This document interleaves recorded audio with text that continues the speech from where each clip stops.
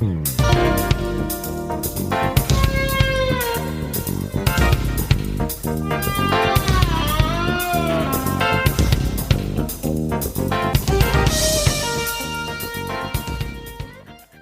to the More Perfect Union, the podcast that offers real debate without the hate. I'm Kevin Kelton, and as always, I'm pleased to once again be sharing the mic with DJ McGuire. And I would remind you that I paid for this microphone, Mr. Kelton. I got that reference to the Ronald Reagan-George Bush debate of 1980. And of course, we have Rebecca Kushmiter. Happy Father's Day to all, including the radical left degenerates that are rapidly bringing the United States of America into third world nation status with their many attempts at trying to influence our sacred court system into breaking their very sick, dangerous will. Well, thank you, Rebecca. What a sweet Father's Day sentiment. Yes, that's my Father's Day message, cribbed verbatim from Donald Trump. And speaking of fathers, Greg Matusak is here. Thank you. I'm a little tired. I was trying to play at the Biden fundraiser last night. They had me booked at the very end, and it turns out I was booked an hour after it ended. But yeah, it turns out they didn't need me to raise $28 million. So it's a little over the week before the first presidential debate, and it seems that President Biden is already about to start debate prep at Camp David, either tomorrow or the next day, which I think is a very smart move on his part. So my first question to the three of you is, if you were part of their debate prep teams, what advice would you give to each candidate? And I'm going to start with DJ McGuire.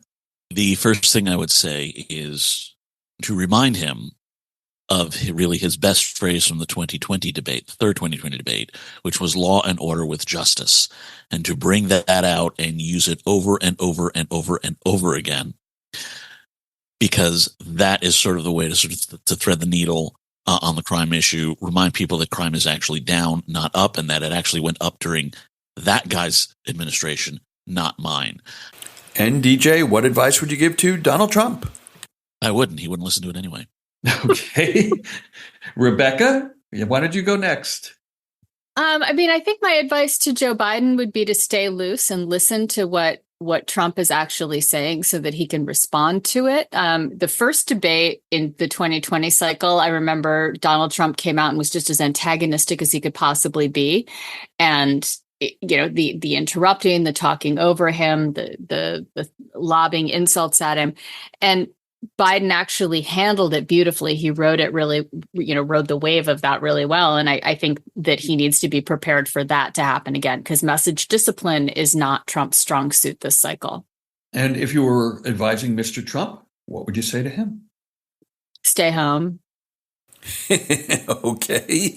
And Greg Matusak, we're only about 3 minutes and 15 seconds into this podcast, but I'm already going to put you on the spot because I like to do that. You're the one who said a couple of weeks ago, after the Donald Trump verdict, the guilty verdict, that you didn't think he was even going to show up for the first debate.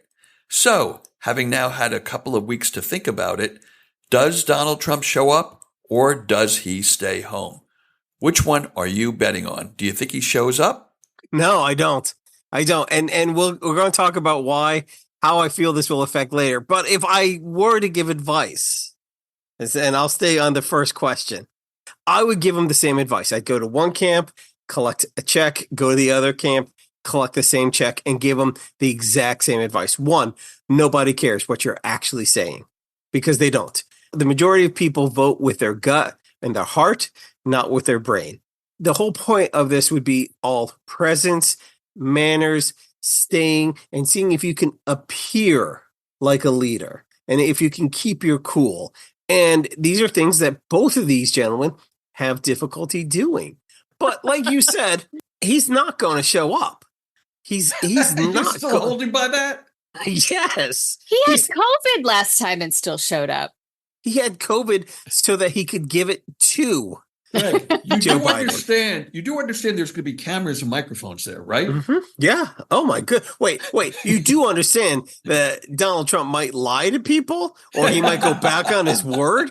Hold on. We're really at a crossroads here. I think I might win this one. Yes. Okay. Yes. I would like to say that until I actually see him on the debate stage answering a question, I'm going to agree with Greg. Trump's going to find some way to opt out. Oh, you really Because think that's a he's essentially possibility, still out DJ? Seriously? I still do. Okay. Because there's going to be somebody in his campaign who tells him, look, you don't have to do this. We can spin you clear of it. And and the people who are voting for us don't really give a damn anyway. Right. Now, okay. So, what is in the contract with the two campaigns about the airtime if Donald Trump doesn't show up? Oh, who knows? Does Joe Who Biden get to knows? have a 2-hour town hall where they No. lob softballs at him and America gets to love him? I mean, I don't even think 'cause if CNN that's knows the answer to that. But No. if that's the case, then Donald Trump is absolutely going to show up. He's not going to hand 2 free hours of airtime to Joe Biden. Even Yeah. Donald Trump's not that stupid. But it's on Okay. CNN. Yes, you will. Okay, let me Yeah. take a shot at answering my own question. Okay. If I were advising Okay. the two You campaigns, go right ahead, Kevin. thank you. First of all, what I would tell the Biden campaign is it's not so much advice. I would prep Biden to be prepared that just because the mics are going to be shut off, let's say after Trump finishes his allotted time to answer a question, just because his mic gets shut off doesn't mean that Donald Trump is going to stop badgering him. So I would prep him like a boxer getting, you know how boxers getting ready for a fight, they punch them in the stomach, they punch to toughen up their stomachs. I would have someone constantly interrupting Biden as he speaks in debate prep and getting him prepared for it so that he doesn't make a face on camera that looks like he's freezing, because the audience may not hear what Donald Trump is saying. And it may appear that Biden is disoriented. So he needs a game plan to be ready for when Donald Trump is still badgering him and trying to throw him off his game, how to do that in a single camera that won't look like he's freezing. If anyone from the Biden campaign is listening, I will do that. I will follow President Biden around and just annoy the crap out of him. Every time he's like, I think I'd like a glass. Water? Is that what you want? You don't get one. I mean, just do that. I would do that. I mean, for like free White House swag. I really would. Now, for Donald Trump, Okay. I would give him very simple advice. I would say, everyone expects you to make a fool of yourself. Everyone expects you to be undisciplined. Everyone expects you to be bombastic. You know how you can win this election? Be the dullest, calmest version of Donald J. Trump. If you go out there and you will actually act presidential, you are going to mitigate so much negativity that has been aimed at your campaign. I think you can nail this presidency, this election, by actually just not being Donald J. Trump that night. That would be my advice. Of course, would he listen? No, but that's I was what going to say, that's a real heavy lift for Donald J. Trump. He has been as Donald J. Trump as I have ever seen him in the past few weeks. Right. Well, you might as well ask a glass of water to not be wet. I mean, it's just not going to happen. The other thing I wanted to ask you guys, each presidential election starts to take on a feel, starts to sometimes remind us of previous elections. Are you starting to feel like deja vu? And if so, to what election? The one that I feel the most, and it's not so much personally, is 2016. Because no one really likes the candidates. And all I hear from everybody is, oh, if I could just not vote, I would. And I'm not talking about people in the know. I'm not talking about politicos, but your average person who's like, oh, a convicted felon. And then this other guy who has a son. Yeah, same thing. Practically the same thing. Okay. DJ? Well, I was going to go with the one that you're going to go with, but I will let you go with 1980. We talked about that, and we talked about that beforehand, Right. dear listeners. And I can see some parallels too, but the one I'm actually going to go with is 1988. Mm-hmm. We have the incumbent party trying to fight off the notion, a sort of vibe for change. The incumbent candidate is handicapped by just how people view him rather than policies. They view Biden as old. They viewed Bush the elder as a wimp. But the out party has nominated somebody who is not really that well known to voters. In the case of Donald Trump, it's for a whole bunch of reasons that are very different from why Michael Dukakis was not known. But the more voters became aware of what Michael Dukakis said and did, and the more the Bush campaign reminded or informed voters about what Michael Dukakis said and did, the better Bush did. Bush was down 17 points after the Democratic National Convention. By the Republican National Convention, he moved that down to 7 points. By the end of the convention, he was ahead, and he stayed ahead until Election Day. Every poll that we have seen, even the ones that ridiculously oversample rural voters, show that the more engaged voters are, the better Joe Biden does. So I think as voters become more informed about the real Donald Trump, Joe Biden will do better. And I think we're going to see actually fewer people vote in this election than they did in 2020. But I do think Joe Biden is going to win. Rebecca? I'm going to go with 2000, where we had Al Gore, who was the vice president of an outgoing eight-year president, and Bush the younger, who felt like Poppy Bush 2.0. It was two establishment candidates, both of whom were untested to a degree, but also felt like known quantities. It was not a moment where anybody was looking for radical change. It was a question of two different status quos, both of which actually felt very similar. Those two men were not too far apart. And the Supreme Court ended up deciding the election because people in Florida are corrupt.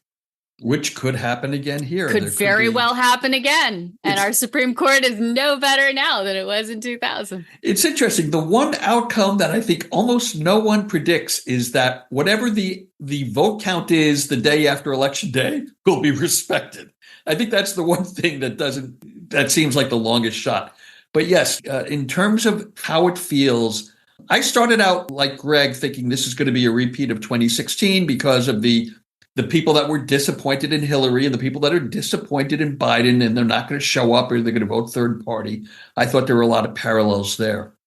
But the more we get closer to it, it's starting to feel like the 1980 Carter-Reagan election to me.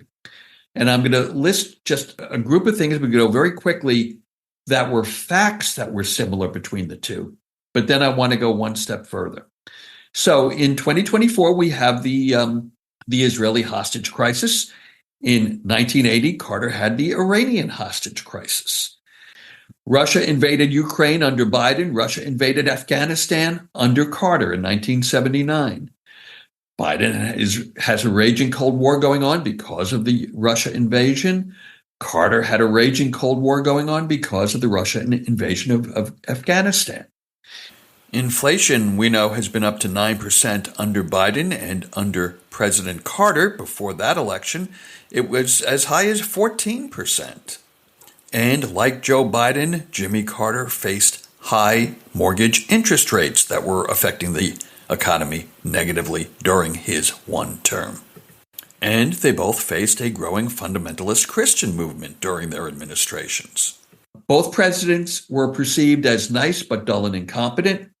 And in both elections, they were facing a GOP challenger who was perceived as dynamic and tough. But one other thing, even though we knew that Ronald Reagan was a formidable opponent, Ronald Reagan had the perception at that time of being hawkish and a little bit irresponsible or too irresponsible to entrust the nuclear red button to. And as it turned out, in his presidency, he handled it fine. But going into that election, people really thought that Ronald Reagan was a loose cannon. He was crazed. He wanted to go to war with Russia. Again, these were all perceptions that Democrats had. And I remember being with friends a week, 2 weeks ahead of the election and saying, there's no way people are going to elect this guy. he's too unstable. And yet, on election day, even though we knew that the polls had shifted at the last minute, you went into it thinking Carter had a pretty good chance. And I remember that election afternoon and that election eve when the results started coming in, and it was a red wave. And not only did Reagan win by over 9, almost 10 percentage points, but Democratic senator and Democratic congressman after Democratic senator and Democratic congressman that had been fixtures were getting wiped off the mat by Republican challengers. Other than the 2016 election, it was the most disheartening presidential election night I can remember. And I'm starting to have that feeling that we're looking at the same thing again. In a lot of ways, the Biden administration it's not an exact parallel to the Carter administration, but there are a number of things they do have in common. And it says something about how radioactive Donald Trump is, that Joe Biden is in a statistical tie with him instead of down 10 points and losing 44 states. I think voters in 2024 downgrade Donald Trump's ability and competence in a way they frankly didn't with Ronald Reagan in 1980. I mean, we have to remember the special prosecutor who eventually got rid of Richard Nixon, Leon Jaworski, endorsed Ronald Reagan in 1980. He headed up Democrats for Reagan. And when asked why, he said, "I prefer a competent extremist to an incompetent moderate." I don't think voters see Donald Trump as that. They don't give Donald Trump the kind of pass they give Ronald Reagan, and that's why this is competitive. Whereas if it were Ron DeSantis, who would be much more of a Reagan-type candidate, I think DeSantis would be up by 5 or 6 points. I think Nikki Haley would be up by 10 or 15 points, whatever we may think of them. And I'm sorry to say this, Rebecca, but I think Larry Hogan would be up by double digits on Joe Biden right now. So, yes, there are certain parallels to 1980, but let's just say that the typical listener to this podcast and the three of you have a vastly different opinion of Reagan the president and Reagan the candidate than I do, and we'll simply leave it at that. I mean, and I think the difference between Trump and 1980 Reagan is that Reagan had been a successful governor of a very large state. But to be fair, Donald Trump has already been president of the United States for 4 years. A little line on the resumes that Ronald Reagan did not have yet when he ran against Jimmy Carter in 1980. So the governor of the large state is one thing, but Donald Trump has been a president. But Trump has higher negatives than Reagan did at that moment in Reagan's political career. And we're at that funny point in any campaign where if you go negative, it's putting Donald Trump's name in everyone's mind. And is it too soon for that? But it's just really hard to go positive on a presidential record and brag about Joe Biden, because what we're saying is stuff like, yeah, the Build Back Better Act, and look, the pothole's full, which isn't sexy. And Trump he's doing what he did in 2016, where he's sucking all the air out of the room, and it's exhausting. It's very, very hard to deal with Trump in a campaign because of that.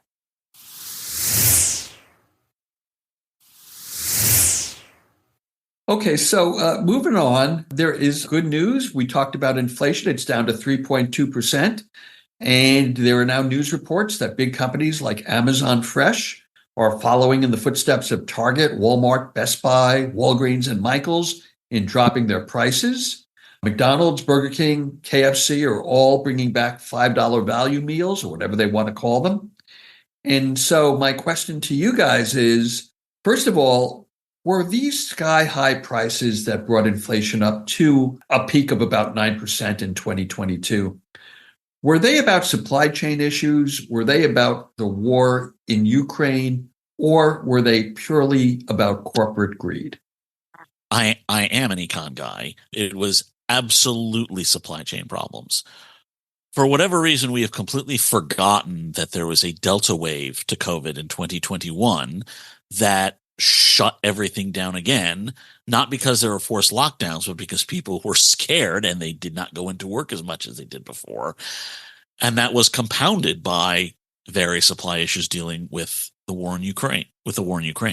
There were many things that President Biden could have done to help things on the supply side. He chose not to do any of them. But Donald Trump isn't promising to do any of them either. And in fact, he's planning to make those things worse. But you're saying 100% tariffs on anything coming in from China would be worse? Yes, I'm saying just clarifying that tariff on anything. Yes, and a 10% tariff on everything that comes into the country. Yes, that make things infinitely worse. But there were supply side reforms that Biden could have done that were not, stuff from the 1980s.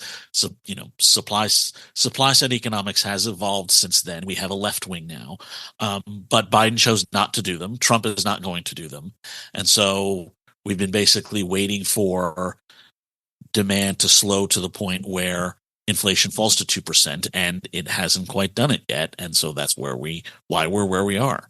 But what we're seeing is that the demand elasticity has decreased, and now retailers are forced to lower prices as a response to that. Am I correct?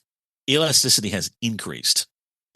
Sorry. Yes. I always get that wrong. You know why? It's because economists have made up a new form of English that is unrelated to what English majors believe in. It's its own form of geek speak. I completely agree. Like when I had to take econ in graduate school, there were times I wanted to shake my professor and yell at him and be like, price inelastic demand is not a phrase. I don't know who made it up, but I want to punch that person.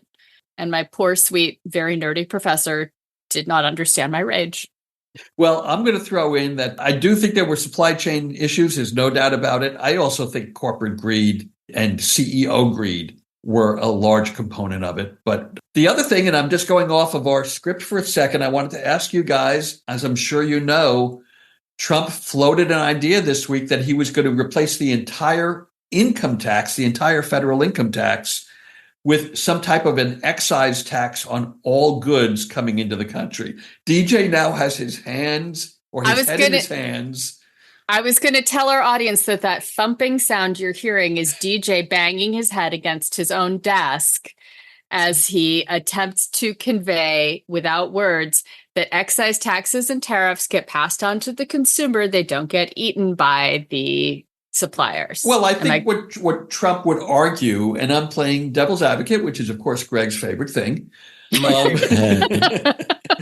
But I think what Trump would say is, yes, those prices would get passed on to consumers, but they'd still be paying less because it's less than their income taxes.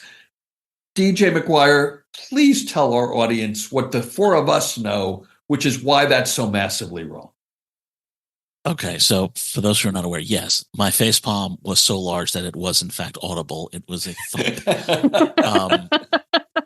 There are so many things wrong with this on so many levels. And Trump, this is what Trump does. He takes something that had a germ of truth to it, a germ of interesting thought, right, and completely bastardizes it and turns it into a disaster. Most economists would tell you that consumption taxes are better for economic growth than income taxes.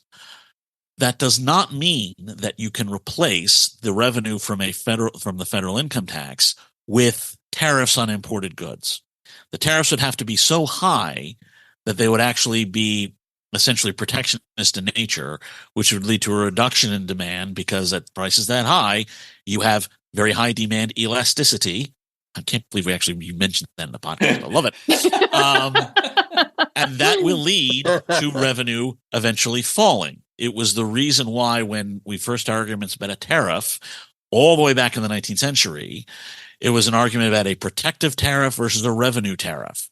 The revenue tariff was keep them low enough that people will still buy the imports and thus the federal government gets revenue. The protective tariff was raise it so high that nobody buys foreign goods. Doesn't matter that the government gets any revenue because it's not about that. It's about trade protectionism. If you want to reform the income tax, I'm here, I'm listening. I will even be willing to defend a flat rate income tax when no one else in this podcast will. Tariffs are just a bad idea in general.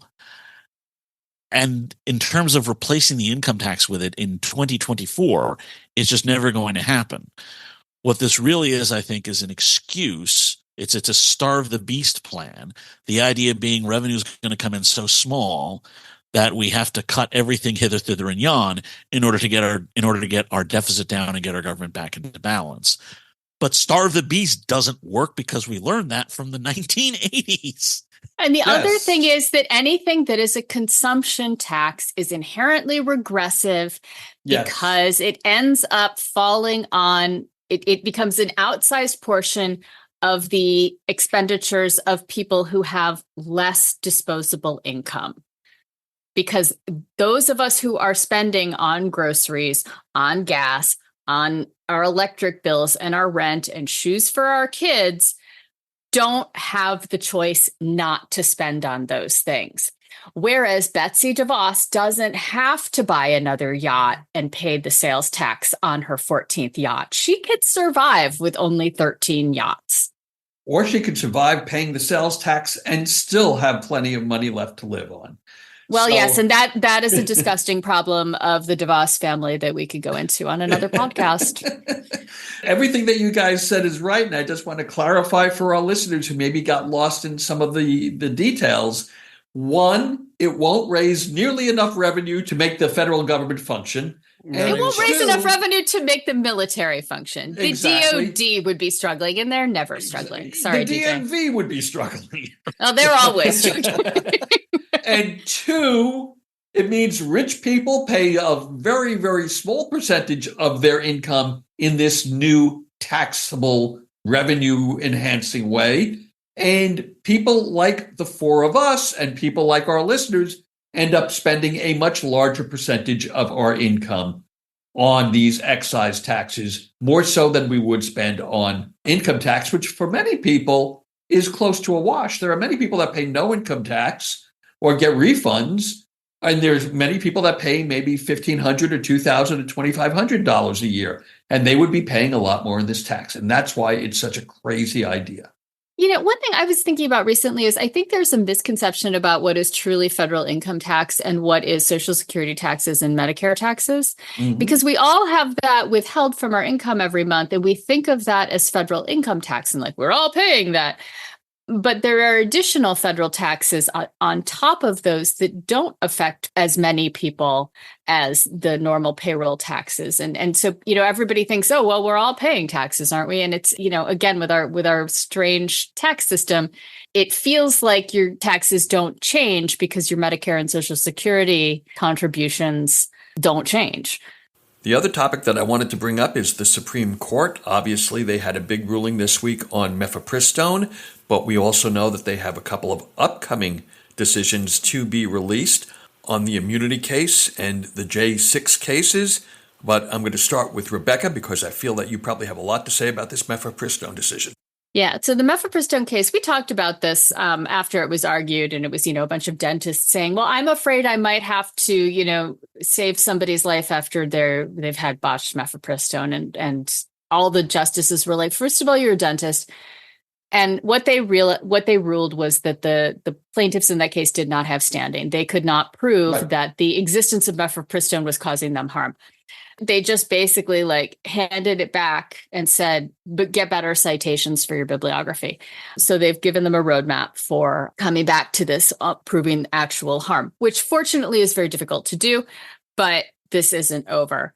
And it goes hand in glove with other issues pertaining to contraception and IVF. We've got the Senate Republicans not willing to affirm the right to contraception, which I don't think Big Pharma anticipated that the Dems were going to be their best friends, but Big Pharma is big money in big contraception.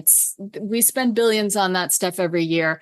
I assure you, the drug industry is side-eyeing people like Rick Scott right now. But the Supreme Court also allows us to use bump stocks now. And as long as you don't shoot up an IVF clinic with one, I think we're all good. Anybody else have thoughts on this topic? You know, I remember in 2016, there was a group of very far progressive left who were like, you know, we're going to sit this out. And when this is all over, you know, we're going to have, you guys are going to come back to us because we're going to show you and we can take it. And Donald Trump doesn't seem that bad. And I'm listening to the same progressive left saying, yeah, we're going to sit this one out again. And, how bad could it be? It can be bad. It can get worse. If you think that the 4 years of Donald Trump were bad and it took women, the gay community, the trans community, children's rights, immigrant rights, everybody's rights in the wrong direction, it can get worse. Trust me on that. And if you'd like to read a list of ways that the world can go badly if Donald Trump is reelected, please look at our Substack, where I published an article just this past week about the dystopian future that could be awaiting us if Donald That's Trump where I was actually Oh, moving towards this. Now, Kevin, did you just plagiarize the 2025 project on that? Or because the Heritage Foundation has already written that dystopian future right in black and white for all I of us added to it. I took that as a starting point and went from there. Yeah, no, nobody wants that as a starting point. Everyone wants that as like kindling. It's the most horrifying stuff I've ever read. Okay. And very quickly, one last thing. Rebecca, you've already opined on what I'm about to ask on a previous episode, so I'm not going to go to you on this, but I'm curious. I'm going to go to DJ. DJ, any predictions about the immunity decision that we know is coming? I suspect they will try to split the baby. I think they will try to say anything that is an official act cannot be prosecuted. Anything that is not an official act can be, which will create all sorts of more blizzards of lawsuits and fights, and is actually probably bad law. But I think that's where they're going to go. I actually think the one that'll have the greater political impact this year is going to be when the court decides, and I think they will decide, that domestic violence abusers do have access to firearms. I think that's going to be one that's going to. That's the case. That's the case in front of them. No. I know. Yeah. I'm laughing because of the irony of the Hunter Biden case. But yeah, go ahead. Yeah, sure. But I think that's going to be one where the Trump campaign and Republicans are doing everything they can to convince every woman in America not to vote for them. I think for more than enough women to decide this election, that one will be the last straw. The idea that someone who beats them can still have access to a firearm. I know, but I cannot stop laughing at the idea that it's against the law for someone who is a drug addict to own a gun, but it'll be absolutely fine with Republicans if a prosecuted and found guilty wife beater owns a gun. That to them, they have no problem with. Hunter Biden having a gun, yeah, that should be, a Class A felony.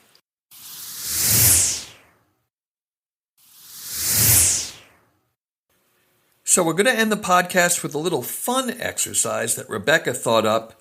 And so, Rebecca, why don't you just tell us how this little game of yours is going to be played? I'm going to read pairs of quotes, and you all are going to decide which one is Donald Trump and which one is not.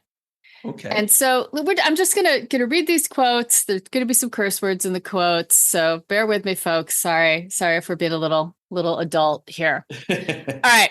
So, first quote. All we need is a voluntary, free-spirited, open-ended program of procreative racial deconstruction. Everybody just got to keep fucking everybody till they're all the same color. So here's the second quote. I've had the experience. I take a shower. I want that beautiful head of hair to be nice and wet, lathered. I want it to be lathered beautifully. Which one is the Trump quote? The Trump one has to be the second one, yeah. It's the second one, but I knew it was the second one because I've seen Bulworth. Very good, DJ. The first one is a quote from Bulworth starring Warren Beatty. The second one is Donald Trump this weekend talking about showers because he's got a water pressure problem, apparently. All right, so here's another quote, another pair of quotes. Happy birthday to my favorite president and yours, Donald J. Trump. And the other quote is, so there's a shark 10 yards away from the boat. 10 yards or here. Do I get electrocuted if the boat is sinking and the water goes over the battery? The boat is sinking. Do I stay on the top of the boat and get electrocuted, or do I jump over by the shark and not get electrocuted? Because I will tell you, he didn't know the answer. I think he chose electrocution. Obviously, the second one is Trump. Second. Thank you. Yeah. That's been my favorite quote all week. I've been watching the internet take fun. The one where they put that into the Jaws scene. Oh my God, that is so good. Oh, that was so fun. Oh, we'll send you the link. I'm going to send you. I'm going to see if I can find it right now. Now, the first one was from Marjorie Taylor Greene, but I did think it sounded like something Donald Trump would say about himself. Another quote here. J.B. Pritzker, the rotund governor from the once great state of Illinois, who makes Chris Christie look like a male model and whose family wanted him out of the business because he was so pathetic at helping them run it, has presided over the destruction and disintegration of Illinois at a level never before seen in any state. Or, I do wish there would be an intervention from his family, assuming they loved him, that they would intervene. I'm going to guess the first one is Donald Trump. Yeah. I'm going with the first one, too. Very good. The first one is Donald Trump. The second one is Nancy Pelosi talking about Donald Trump. And this is our final pairing. And I heard it and I said, wow, that irredeemable is a really bad word. And it didn't catch on. What caught on was deplorable. So what the hell do I know about politics, right? Billions of people will continue pouring in and they're coming right through the border like they've never come through before.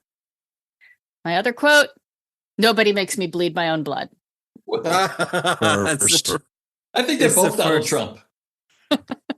The second one is a quote from Dodgeball. Yes. Another truly excellent movie. Yeah, no, the shower lathered. And he also said something really incomprehensible about dishwashers not having water in them anymore, which tells you everything you need to know about Donald Trump. Did say that this week? Wow. Yeah. Oh, along with the showers. We want to thank everybody for listening. If you enjoy what we do here, as we apparently do, please follow us on Instagram at NBU Fan Club. And don't forget to share our link on your Facebook timeline and your other social media timelines so your friends can discover how crazy we are as well. And as always, we want to thank the late Alan Keeney for our theme music. You are always in our hearts, Alan, especially on this Father's Day. And with that,